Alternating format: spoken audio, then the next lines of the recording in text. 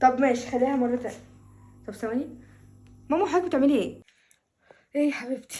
بكنس والله، ليا يومين ما كنستش كده والتراب بدأ يلم. طب قولي لي اعملها لك، انت مش شايفه حضرتك نفسك رايح ازاي؟ ما انا قاعده يعني بعمل ايه، قلت اخلص انا. طب اوعي بس يا ماما، اوعي، ده كلام مش عايزه اتعبك، خدي. ايه ده، في ايه؟ بيني وبينك الستاير عايز تتلمع من فوق، التراب بدأ يلم كده على الحروف.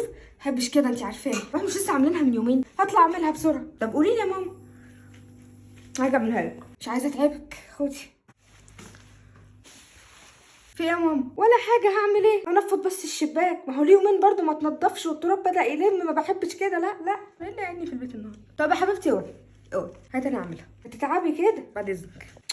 طب امسكي. تمام يا ماما، خلصت الشباك وكله تمام. اي حاجه تاني؟ سيبي لي النيش بقى نعمله عشان مضلم قوي، التراب بدأ يلم عليه بقاله يومين، مش عاجبني. انا هعملها بسرعه. يا بنتي شوفي البيت. طب الجلانس جوه. يا ام ايفا، عامله ايه يا حبيبتي، اخبارك ايه؟ ربنا ما يحوجنا لحد، ربنا ما يحوجنا لحد يا حبيبتي. الواحده مننا لسانها بيدلدل عشان خاطر عيالها يقوموا يعملوا لها حاجه. قاعدين يا اختي واكلين وشاربين زي البروت في قته محلوله، ايوه، بس الواحد عايزهم يبقى عندهم دم برضو.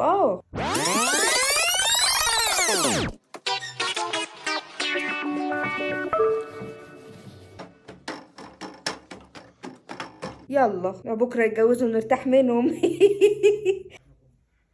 سلام سلام. هقوم اغسل المواعين انا بقى. هقوم اغسل المواعين انا بقى. هغسل المواعين اقوم انا بقى. بنتي يا كوتة، بتعملي ايه على التليفون لوحدك ده؟ ايوه ماما، بتقول حاجه؟ لا كنت بقول تعبانه قوي، مش عارفه مالي كده دايخه، لا مش مظبوطه. بس هقوم اغسل المواعين بقى، ما تقعدش كفايه كده. ايه اللي بتقوليه ده يا ماما؟ لا طبعا ما ينفعش، حضرتك عايزه تغسلي المواعين بنفسك وانتي تعبانه؟ تربيتي، لا طبعا. امال اعمل ايه بس يا حبيبتي؟ استني لما تخفي بكره اغسليها عادي، ما هي قاعده في الحوض، احنا مش عايزين نعمل حاجه تاني.